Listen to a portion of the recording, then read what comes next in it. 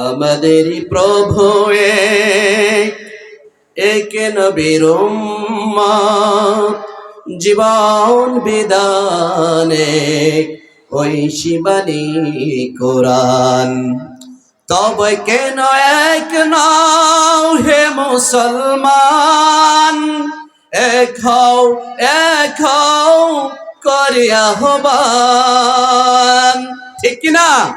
আমাদের সব এক, আমাদের মধ্যে কোনো বিভাজন করার সাহস কারো ওয়ালা তাতাফাররাকু, পরস্পর বিচ্ছিন্ন হয়েও আসুন আমরা সেই আল্লাহর বিধানকে গ্রহণ করে মুহাম্মদুর রাসূলুল্লাহ সাল্লাল্লাহু আলাইহি ওয়াসাল্লামকে নেতা হিসেবে, আদর্শ হিসেবে, চরিত্র হিসেবে, মডেল হিসেবে গ্রহণ করে তাওহীদের উপর যদি থাকতে পারে, রাসূল বলেছেন আখলিস দীনাকা ইয়াকফিকাল আমালুল কলিল, তোমাদের ঈমানকে সহি করো, তাওহীদের উপর থাকো, ঈমানের উপর থাকো, অল্প আমল তোমার নাজাতের জন্যই। আল্লাহ রাব্বুল আলামিন আজকের এই মাহফিল কবুল করেন, সকল বলে আমিন।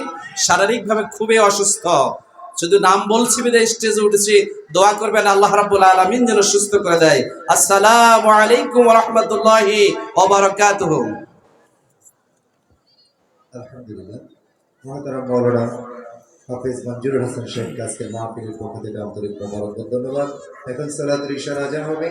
যাদের ওযু ইস্তেঞ্জার প্রয়োজন আছে, ওযু ইস্তেঞ্জা সেরে